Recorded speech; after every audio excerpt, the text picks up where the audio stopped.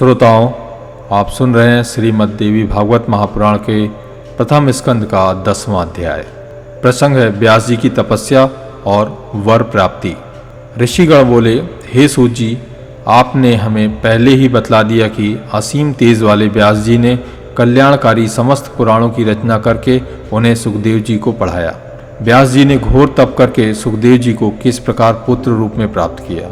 व्यास जी के मुख से आपने जो कुछ भी सुना है वह सब हमसे विस्तार पूर्वक कहिए।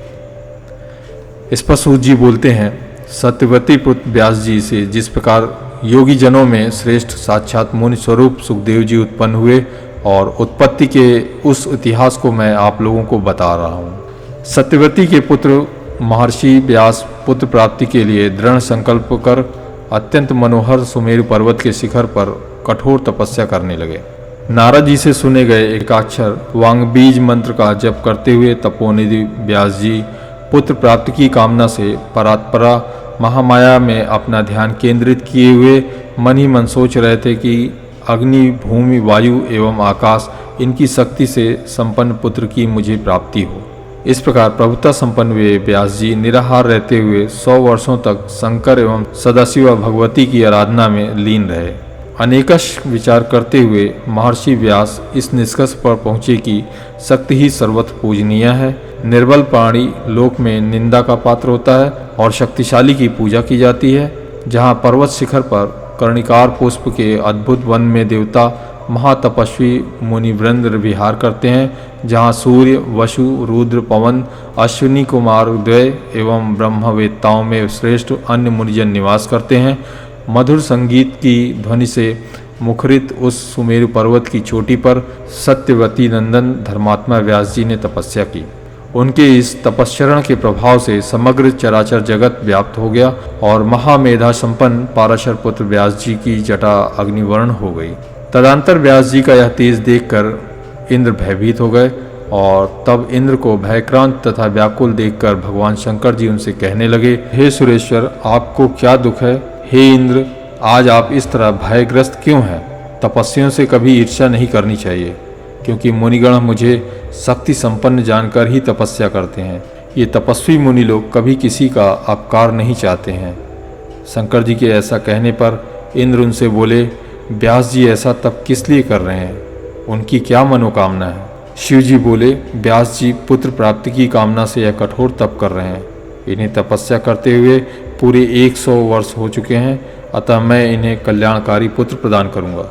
इस पर सूत जी बोलते हैं, दया भाव से युक्त प्रसन्न मुख वाले जगत गुरु भगवान शंकर इंद्र से ऐसा कहकर मुनि व्यास जी के पास जाकर बोले, हे वासवी पुत्र, उठो, तुम्हें कल्याणकारी पुत्र अवश्य प्राप्त होगा। हे निष्पाप, तुम्हारा वह पुत्र सभी प्रकार के तेजों से संपन्न, ज्ञानवान, यशस्वी और सभी लोगों का सदा अतिशय प्रिय, समस्त सात्विक गुणों से संपन्न तथा सत्य रूपी पराक्रम से युक्त होगा। सूत जी बोले, तब शूलपाणी शंकर जी का मधुर वचन सुनकर उन्हें प्रणाम कर दैत्यानंद व्यास जी ने अपने आश्रम के लिए प्रस्थान किया। वहां पहुंचकर कई वर्षों तक घोर तप करने के कारण अतिशय श्रांत महर्षि व्यास अरणी में समाहित अग्नि को प्रकट करने की कामना से अरणी मंथन करने लगे। मंथन कर रहे व्यास जी के मन में उस समय महान चिंता हो रही थी कि मंथन तथा अरणी के पारस्परिक संयोग से प्रकटित अग्नि को देखकर व्यास जी के मन में अचानक पुत्रोत्पत्ति का विचार आया कि अरणी मंथन जनित अग्नि की भांति मुझे पुत्र कैसे उत्पन्न हो, क्योंकि पुत्र प्रदान करने वाली अरणी रूपी व रूपवती उत्तम कुल में उत्पन्न तथा प्रतिव्रता युवती स्त्री मेरे पास है ही नहीं। साथ ही पैरों की श्रृंखला के समान स्त्री को मैं कैसे अंगीकार करूं? पुत्र उत्पन्न करने में कुशल और पतिव्रत धर्म में सदा तत्पर रहने वाली पत्नी मुझे कैसे मिले? पतिपरायणा निपुण रूपवती कैसी भी स्त्री हो, वह सदा बंधन की कारण ही बनी रहती है। स्त्री सदा अपनी इच्छा के अनुसार ही सुख प्राप्त करना चाहती है। शंकर जी भी नित्य स्त्री के मोहवश में फंसे हुए रहते हैं। अतः अब मैं अत्यंत विषम गृहस्थाश्रम धर्म को किस प्रकार अंगीकार करूं?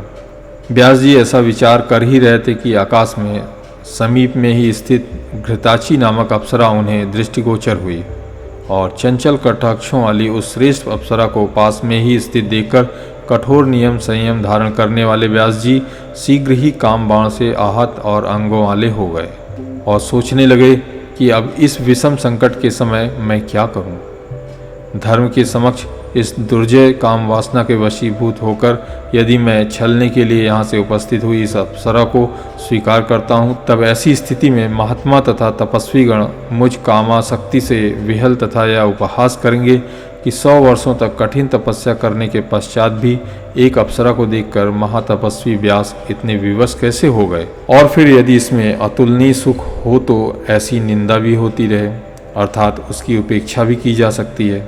गृहस्थाश्रम पुत्र प्राप्ति की कामना पूर्ण करने वाला, स्वर्ग की प्राप्ति कराने वाला तथा ज्ञानियों को मोक्ष देने वाला कहा गया है, किंतु ऐसा सुख इस देवकन्या से प्राप्त नहीं होगा।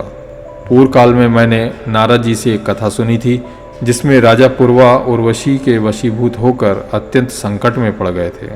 इस प्रकार 18,000 श्लोकों वाली श्रीमद् देवी भागवत महापुराण संहिता के अंतर्गत प्रथम स्कंद का शिव वरदान वर्णन नामक यहाँ अध्याय समाप्त हुआ।